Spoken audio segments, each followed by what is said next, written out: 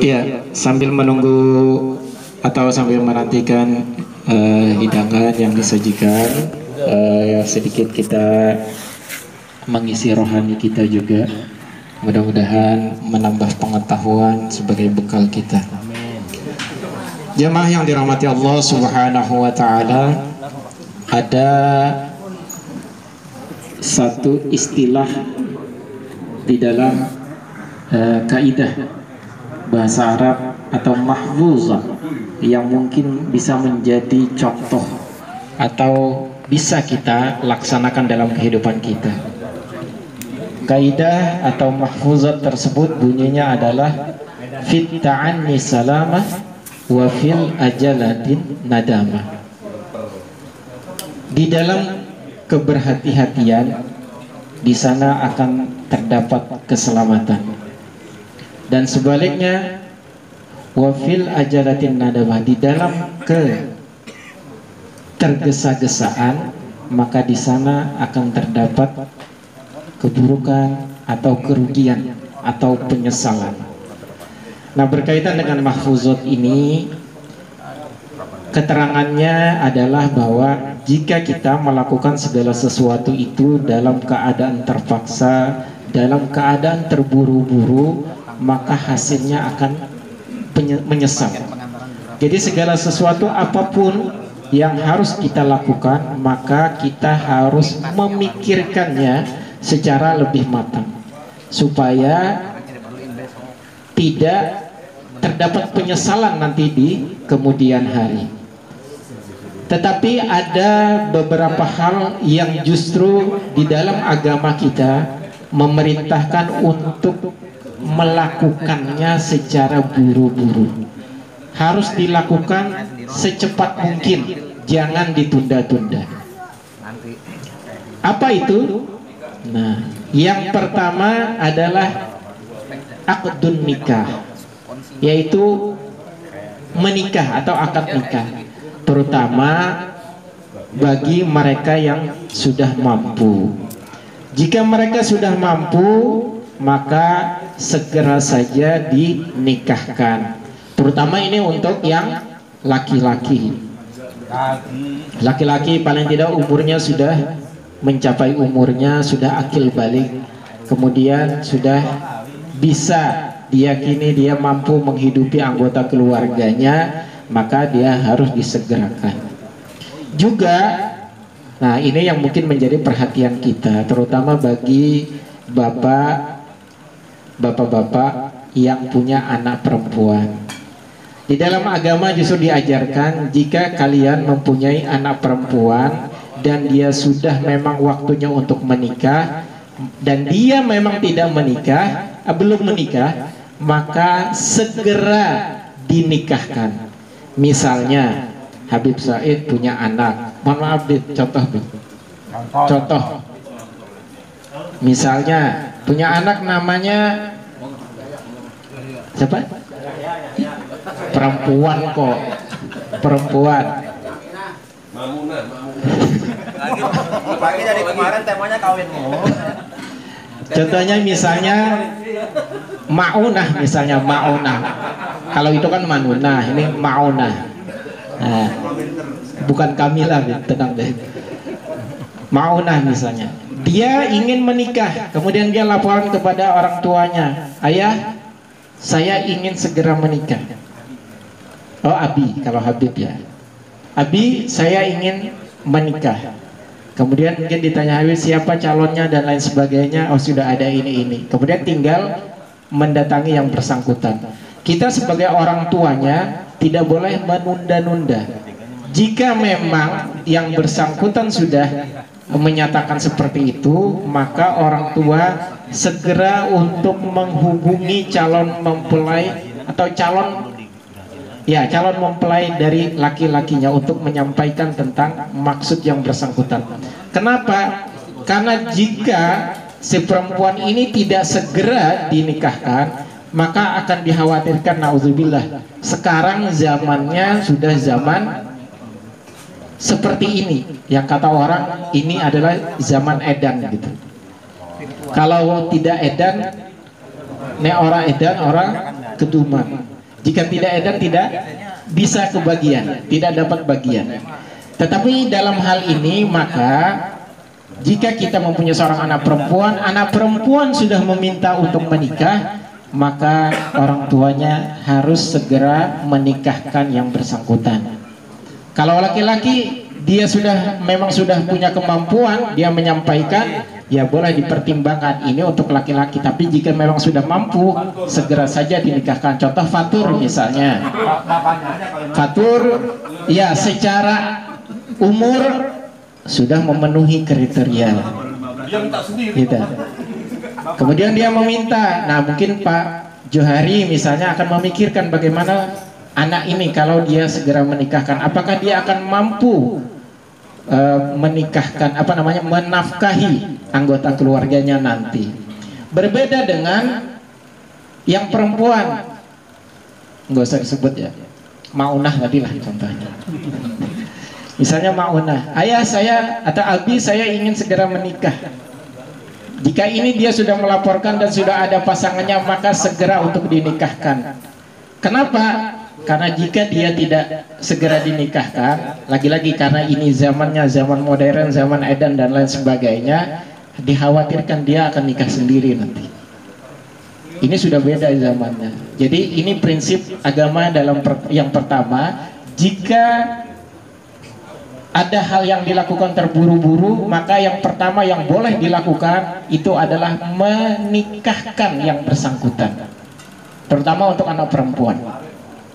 Yang kedua, hal yang boleh dilakukan untuk buru-buru, bahkan memang diharuskan, adalah membayar hutang.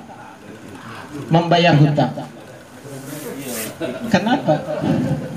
Kok ada yang aduh? Keingatan maut.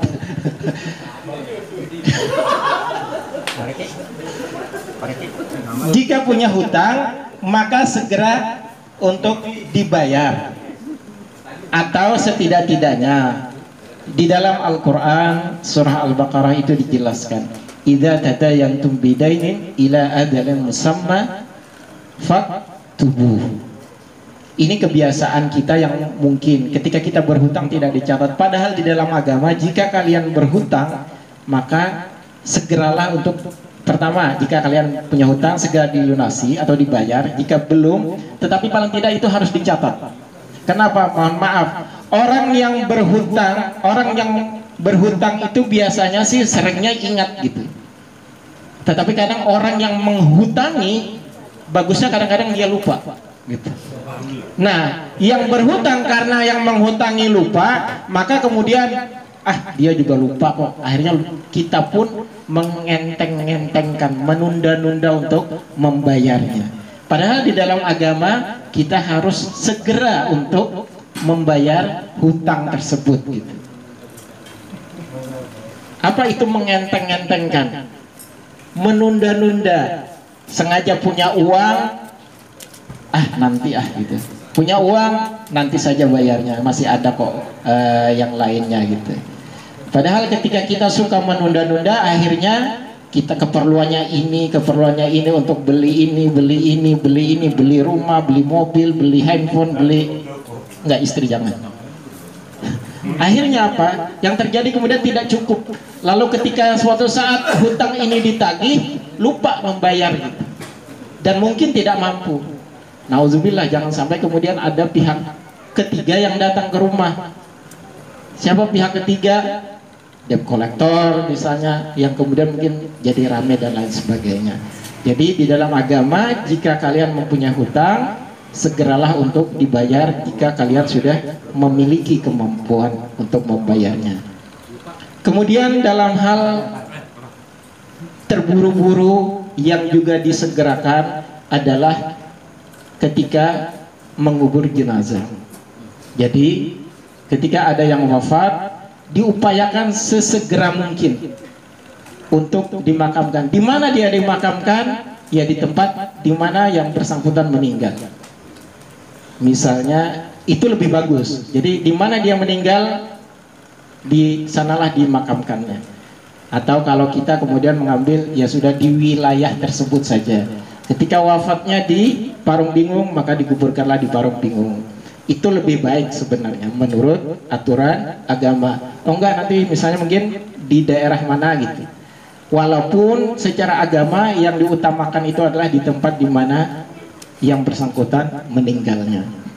Jadi yang ketiga ini adalah menguburkan jenazah untuk disegerakan.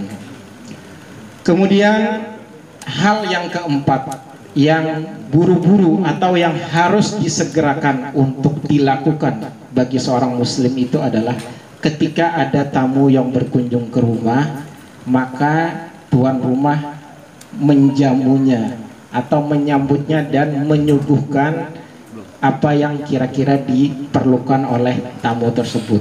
Kita suguhi makanan, suguhi minuman. Beberapa hari yang lalu mungkin sudah saya menyampaikan bagaimana keutamaan ketika seorang tuan rumah menyambut seorang tamu, yang nanti ketika mereka pulang maka dia akan membawa apa Pak? Ada yang bawa kalajengkingnya, membawa lipannya, membawa berbagai macam hewan-hewan atau barang-barang keburukan yang ada di rumah tersebut gitu.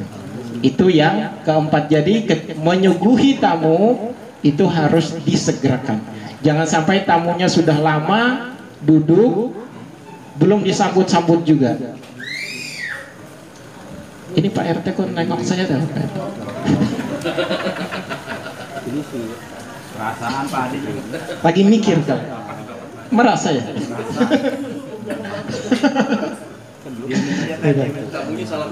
Iya. Nah, jadi ketika ada tamu yang datang ke rumah, maka tuan rumah harus segera menyuguhi yang bersangkutan atau menemui yang bersangkutan, jangan ditunda-tunda. Dan yang kelima, yang ini juga menjadi perhatian kita, yang kita harus bersegera untuk melakukannya. Walaupun tadi di dalam istilah agama fit ta'anni salamah wa fil ajalatin nadamah, di dalam ketergesa-gesaan, di dalam ketergesa-gesaan itu terdapat penyesalan. Tetapi ketika kita memikirkannya secara matang, maka di sana ada keselamatan. Tetapi di dalam hal ini, maka dia harus disegerakan.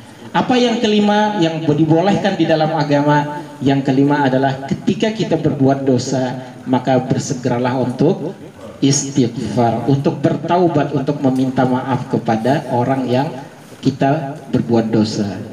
Misalnya malam hari ini mungkin kita mencolek atau mencubit sebelah kanan kita, sebelah kiri kita, maka kita dianjurkan untuk segera meminta maaf. Atau mungkin perkataan mungkin ada yang tersinggung, kita menyampaikan permohonan maaf.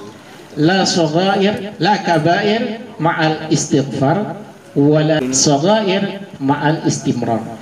Tidak ada dosa yang dinamakan dosa besar kecuali dia akan terhapus dengan istighfar.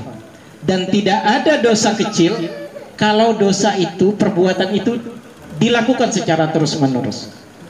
Jadi misalnya, karena kita misalnya, maaf nih, menggosip orang itu sudah tidak baik, membicarakan aib orang itu sudah tidak baik.